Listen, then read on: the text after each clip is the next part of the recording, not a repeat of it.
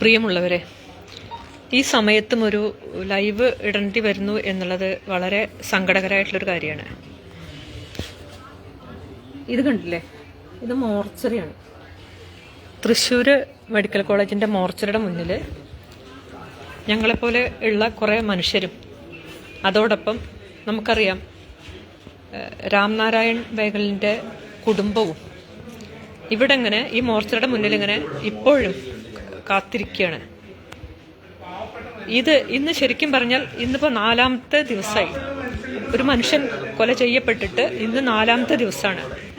ഒരു പക്ഷേ കേരളത്തിൽ ആദ്യമായിട്ട് ഈ രീതിയിലുള്ള ഒരു കൊല നടക്കുകയാണ്.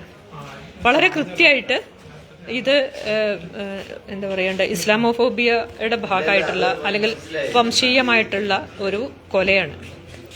ആദ്യമായിട്ടാണ് കേരളത്തിൽ ഈ രീതിയിലൊരു ആൾക്കൂട്ട കൊല നടക്കുന്നത്, ഒരു മോബ് ലിഞ്ചിങ് നടക്കുന്നത് ആദ്യമായിട്ടാണ്. ഇത് വളരെ കൃത്യമാണ്.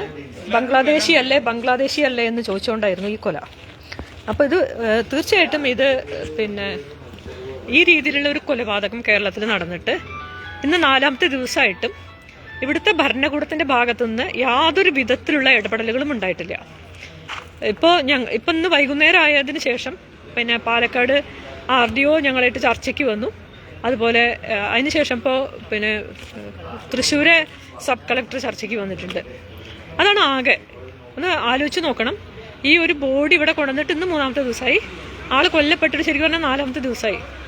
മിനിഞ്ഞാന്ന് തന്നെ ഈ ബോഡി ഇവിടുന്ന് ഇന്നലെ പാഴ്സൽ ചെയ്യാൻ വേണ്ടിയിട്ടില്ല, മിനിഞ്ഞാന്ന് തന്നെ പാഴ്സൽ ചെയ്യാൻ വേണ്ടിയിട്ടില്ല. പാഴ്സൽ ചെയ്യാന്നാണ് അവർ ഉപയോഗിച്ച വാക്ക്, നമ്മൾ ആലോചിക്കണം.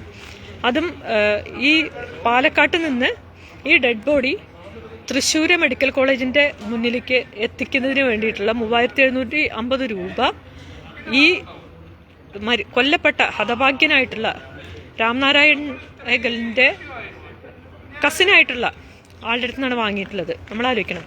പിന്നെ പോലീസ് പറഞ്ഞത് എന്താന്ന് പറഞ്ഞാൽ 25,000 രൂപ കൊടുക്കുകയാണെങ്കിൽ ഈ ബോഡി അവരുടെ നാട്ടിലെത്തിച്ചു കൊടുക്കുന്നതാണ്. നമ്മൾ മനസ്സിലാക്കണം, ഈ രീതിയിലുള്ള ഒരു പക്ഷേ കേരളത്തിൽ നടന്നിട്ടുള്ള ആദ്യത്തെ ഈ ആൾക്കൂട്ട കൊല അല്ലെങ്കിൽ ഈ മോബ് ലിഞ്ചിങ് നടന്നിട്ട് ഇത്രയും ദിവസമായിട്ടും സർക്കാരിൻ്റെ ഭാഗത്തുനിന്ന് വളരെ സങ്കടകരമായിട്ടുള്ളൊരു കാര്യമാണ്. സർക്കാരിൻ്റെ ഭാഗത്തുനിന്ന് യാതൊരു വിധത്തിലുള്ള ഇടപെടലുകളും ഉണ്ടായിട്ടില്ല എന്നുള്ളതാണ്. സംഘപരിവാര പ്രവർത്തകരുടെ ഭാഗത്തു നിന്നും ഈ രീതിയിലുള്ള ഒരു കൊലപാതകം നടന്നിട്ട് എന്തുകൊണ്ടാണ് ഈ സർക്കാരിന് ഒരു രീതിയിലുള്ള നടപടിയും കൈക്കൊള്ളാൻ കഴിയാത്തത്? ഇതൊരു സാധാരണ കൊലപാതകം എന്നുള്ള രീതിയിലുള്ള ഒരു FIR ഇട്ട് വയ്ക്കുകയാണ് ചെയ്തിട്ടുള്ളത്. ഇത് വളരെ സങ്കടകരമായിട്ടുള്ളൊരു കാര്യമാണ്. ഈ കേസ് ഫ്രെയിം ചെയ്യുന്ന സമയത്ത് തന്നെ ഇത് വളരെ കൃത്യമാണ്. ഇത് മോബ് ലിഞ്ചിങ് ആണ്. ആ ഒരു തിരിച്ചറിവോട് കൂടിയിട്ട് FIR ഇട്ടിരുന്നുവെങ്കിൽ ഇന്ന് ഈ സമയത്തും ഇവിടെ ഇങ്ങനെ അനിശ്ചിതത്വത്തോട് കൂടിയിട്ട് വളരെ എന്താ പറയണ്ടേ, മൂന്ന് ദിവസത്തോളം ജനറൽ കമ്പാർട്ട്മെന്റിൽ കയറി ഇറങ്ങി വളരെ ദുരിതം സഹിച്ച് വന്നിട്ടുള്ള ഒരു കുടുംബമുണ്ട് ഇവിടെ, രാംനാരായൺ ബേഗലിന്റെ കുടുംബം. നമ്മൾ ആലോചിക്കണം, അവര് 2 കുട്ടികളുണ്ട്, ചെറിയ കുട്ടികളാണ്, 2 കുട്ടികളുണ്ട്. അതുപോലെ അദ്ദേഹത്തിന്റെ ഭാര്യയുണ്ട്, അതുപോലെ ഭാര്യയുടെ അമ്മയുണ്ട്, പിന്നെ അവരുടെ അമ്മാവനുണ്ട്. അവരെല്ലാം നമ്മൾ ആലോചിക്കണം, 3-4 ട്രെയിൻ കയറി 3 ദിവസത്തോളം ജനറൽ കമ്പാർട്ട്മെന്റിൽ യാത്ര ചെയ്ത് അവശരായിട്ട് ഇപ്പൊ ഈ മോർച്ചറിയുടെ മുന്നിൽ അവർ ഇരിക്കുകയാണ് ഇവിടെ. നമ്മൾ ആലോചിക്കണം, ഈ ഒരു സർക്കാർ ചെയ്യുന്ന വൃത്തികേടുണ്ടല്ലോ, ഇതിനൊന്നും ഒരു ന്യായീകരണമില്ല. ഞങ്ങൾ ഉറച്ച തീരുമാനത്തിലാണ്. ഇതിന് മിനിമം ഏറ്റവും ചുരുങ്ങിയത് ഒരു ഈ FIR-നകത്ത് ഈ കാര്യങ്ങളെല്ലാം ഉൾക്കൊള്ളിക്കേണ്ടതുണ്ട്. ഇത് മോബ് ലിഞ്ചിങ് ആണ് എന്നുള്ള നിലയ്ക്ക് ഉള്ള വകുപ്പ് ഉൾക്കൊള്ളിക്കേണ്ടതുണ്ട്.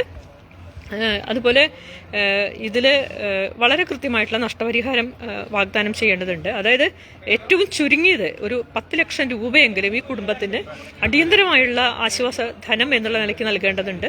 ആ കുട്ടികളൊക്കെ നമ്മൾ ആലോചിക്കണം, ഒരു കുടുംബത്തിന്റെ ഏക വരുമാനം അല്ലെങ്കിൽ ആ കുടുംബത്തിനുള്ള ഏക ആശ്രയമായിരുന്നു ഈ രാംനാരായൺ ബേഗൽ. അപ്പൊ അത് ആ മനുഷ്യനെ കൊല ചെയ്തിട്ട് ഈ രീതിയിൽ അവരിങ്ങനെ നീതി ലഭ്യമാക്കാൻ വേണ്ടിയിട്ട്, ഇത് മറ്റെവിടെയല്ല. നമ്മൾ ആലോചിക്കണം, ഇത്രയൊക്കെ കേമത്തം പറയുന്ന കേരളത്തിലെ ഒരു ഭരണകൂടം നടത്തുന്ന ഈ അനീതി ഉണ്ടല്ലോ, ഇത് നമ്മൾക്ക് ഒരു നിലയ്ക്കും പൊറുക്കാൻ കഴിയില്ല.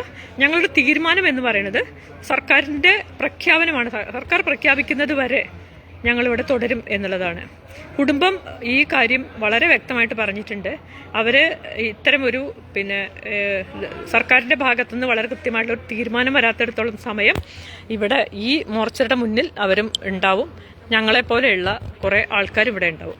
അതിൽ മറ്റു വഴികളില്ലാത്തതുകൊണ്ട്, ഞങ്ങൾ ആഗ്രഹമില്ലാഞ്ഞിട്ടല്ല, ഈ ബോഡി പരമാവധി വേഗം അവരുടെ നാട്ടിൽ എത്തിക്കുക എന്നുള്ളത് തന്നെയാണ് ഞങ്ങളുടെയൊക്കെ ആഗ്രഹം. അതുപോലെ ഞങ്ങൾക്കൊക്കെ എല്ലാവർക്കും അതെ, ഞങ്ങൾക്കൊക്കെ തിരിച്ചു പോകണം. അതുപോലെ ഇവിടെ നമുക്കറിയാം വളരെ ക്ഷീണിതരായിട്ടിരിക്കുന്ന അദ്ദേഹത്തിൻ്റെ മാവനുണ്ട്, അതുപോലെ അവരുടെ കസിൻ ബ്രദേഴ്സ് ഉണ്ട്, ബ്രദറുണ്ട്, ഒക്കെ ഉണ്ട്. അവരൊക്കെ വളരെ സങ്കടകരമായിട്ടുള്ള അവസ്ഥയിൽ ഇരിക്കുകയാണ്. അവരെ അമ്മ അതുപോലെ കണ്ട അമ്മയൊക്കെ എത്ര ക്ഷീണിതയാണ് നോക്കി നോക്കും, ഭയങ്കര ക്ഷീണിതരായിട്ടാണ്. അതുപോലെ നമുക്കറിയാം, ഞാൻ അവരുടെ ശരിക്കും ലളിത എന്ന് പറയുന്ന അദ്ദേഹത്തിൻ്റെ ജീവിത പങ്കാളി, അവരെത്രമാത്രം കുട്ടികൾ ഉറങ്ങി കണ്ടില്ലേ, കുട്ടികളൊക്കെ ഭയങ്കര ക്ഷീണിതരാണ്. ഇതൊക്കെ ഈ മോർച്ചയുടെ മുന്നിലാണ് നമ്മൾ ആലോചിക്കണം. അപ്പോൾ ഇത്രയും നെറികേട് ചെയ്യുന്ന ഒരു സർക്കാരായിട്ട് ഈ സംസ്ഥാന സർക്കാർ മാറുന്നു എന്നുള്ളതാണ്. ഇത് പിണറായി വിജയൻ സർക്കാർ കേരളത്തിലെ ജനങ്ങളെ പോലും അപമാനിക്കുന്ന ഒരു കാര്യമായിട്ടാണ് നമുക്ക് പറയാനുള്ളത്. ഞാൻ തൽക്കാലം നിർത്തുകയാണ്. ഞങ്ങൾ എന്തായാലും ഈ സമരമായിട്ട് ഞങ്ങളിവിടെ തന്നെ, ഞങ്ങൾ കുറേ ആൾക്കാരുണ്ട് ഇവിടെ, ഞങ്ങളെല്ലാവരും ഈ സമരമായിട്ട് ഇതിൻ്റെ രാംനാരായൺ ഹെഗലിൻ്റെ കുടുംബത്തിന് നീതി ഉറപ്പാക്കാൻ വേണ്ടി ഉണ്ടാക്കിയിട്ടുള്ളൊരു കൂട്ടായ്മ ഉണ്ട്. ആ കൂട്ടായ്മയുടെ ഭാഗമായിട്ടുള്ള ആൾക്കാരാണ് ഇവിടെ എല്ലാവരും ഉള്ളത്. കുറേ ആൾക്കാരുണ്ട് ഇവിടെ.